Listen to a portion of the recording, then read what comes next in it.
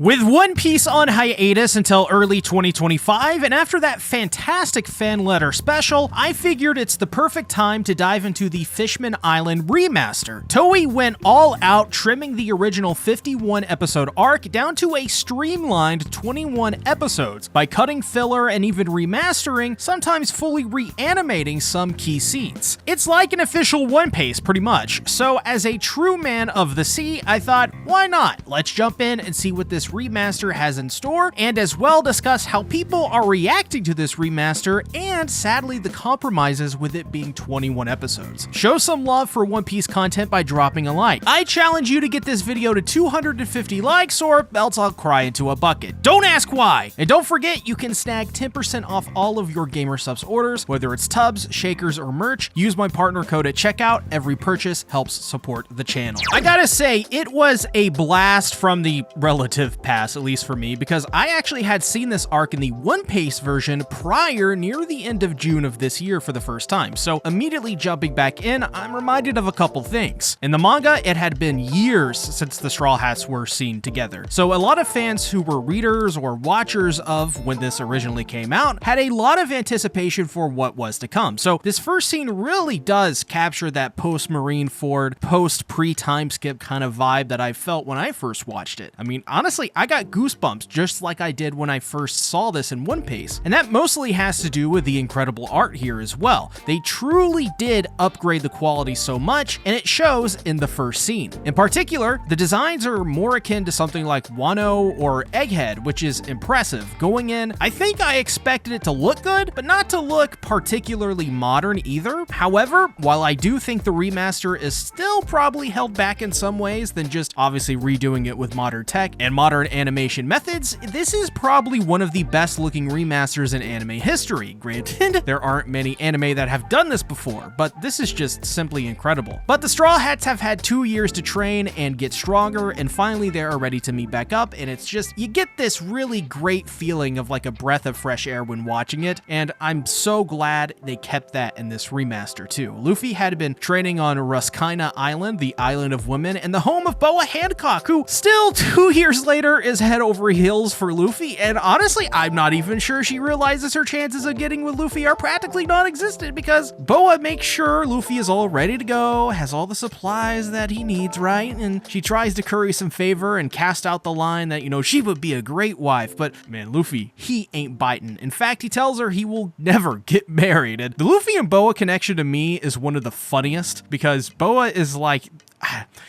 she's like the realest person ever, you know? She put her own life on the line at Marineford to save Luffy, and Luffy, still, he's like, nah, I'll pass the most beautiful woman in the Grand Line. I don't need her. But, you know, she's still, you know, keeping on, and good for her, you know? She's a real go-getter. But no need to worry, Boa. I am single, and I am prepared to sacrifice everything for you. The next scene is a fantastic reintroduction to Usopp and Nami, now sporting fresh designs after the 2-year time skip. And most of the crew's new looks are either improvements or just as iconic as the originals in general. Take Nami, for example. While her classic design has its charm, there's something iconic about the jeans, bikini top, and flowing orange hair combo with the heels. It just looks so good. And Sanji's look, both his old and new designs, also hit the mark pretty much, in my opinion. Then there's the bar scene, which is just wild. The fake Straw Hats add so much humor, especially since they're voiced by the real Straw Hat VAs, but in swapped roles. So here's who they're voicing. Fake Luffy is voiced by Sanji's VA, fake Zoro by Usopp's, fake Nami by Chopper's, fake Sogeking by Frankie, fake Sanji by Zoro, fake Chopper by Luffy, fake Robin by Nami, and fake Frankie by Brook. And unfortunately though, as you'll notice, Robin's VA didn't get a character to voice, but even so, this scene was just pure gold. It was awesome. It was also just so great to see all of the Straw Hats slowly reunite throughout the episode, and with the new remastered visuals, they just all look way better than the original. Also, it was wild that Nami immediately upon seeing Usopp essentially made him motorboat her boobs. I feel like Oda was channeling himself into this moment. Absolutely he was. No way he wasn't. This is Oda we're talking about. He's into everything. But this scene was a lot of fun though, and by the end, they end up completely destroying the fake Straw Hats with Usopp and Nami leaving the bar in a cool guys don't look at explosions kind of moment.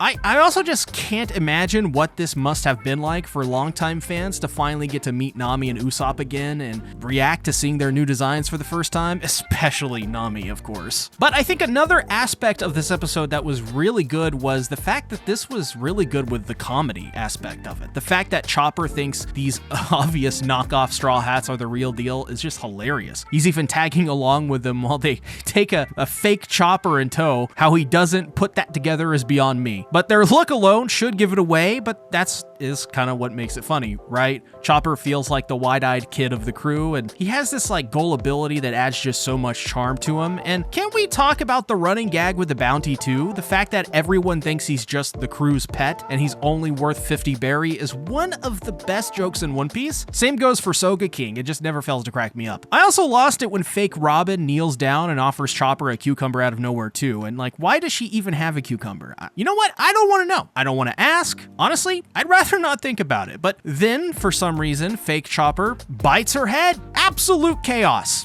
Absolute chaos. Things get even crazier though.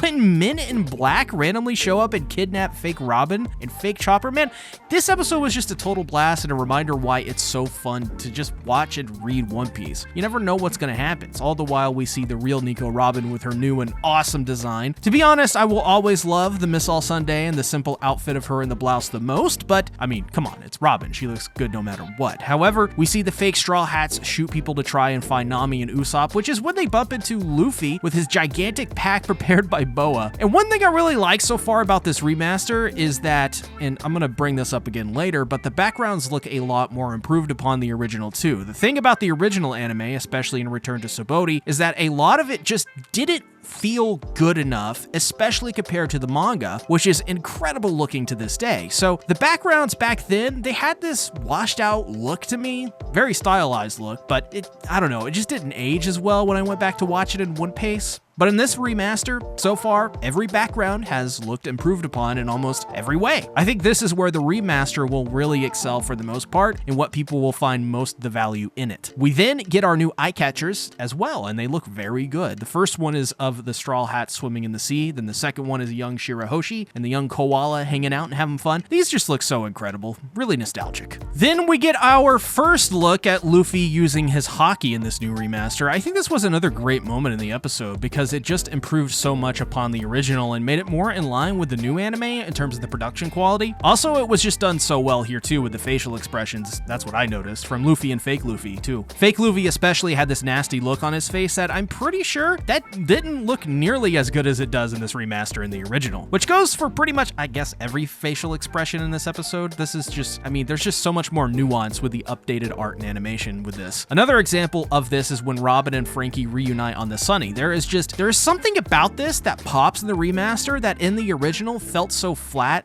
dull, and dated. This to me looks way more stylized. It has more unique colors that adds detail to the scenes and conveys the world of One Piece better than the original did, even though the original still remains iconic despite its flaws. So Chopper reunites with the fake Straw Hats, which is where we learn Robin has been kidnapped, and they are so very surprised by this because she looks so much like Robin, of course, and that must be why she was captured, not knowing that they look nothing like the originals at all, but that is what makes it funny, right? Somehow everyone is falling for this, even Chopper. The fact that Chopper still hasn't clocked that, I don't even know. It's so stupid, you just gotta love it. So the Marines get the word that the Straw Hats will be gathering at Grove 46, and this is when we get to see the GOAT, Sentomaru, who is taking 2 of the Kuma units with them to fight the Straw Hats. Obviously, I think he goes without saying, but Kuma is really good. He's also one of my favorite characters in the entire series. He's kind of like the Terminator of One Piece, and I like that. However, the episode ends with the climactic reintroduction to Zoro, who literally cuts a boat in half. Zoro absolutely had one of the best glow-ups of all time in the original, and oh my god, does he in this new remaster. He's wearing a kimono, he's sporting a missing eye, the dude looks like he can go in and destroy anyone. Guys, I'm really excited for the next episode of this. I'm excited to get through with Return to Subodi and go on to Fishman Island and see how this remaster really,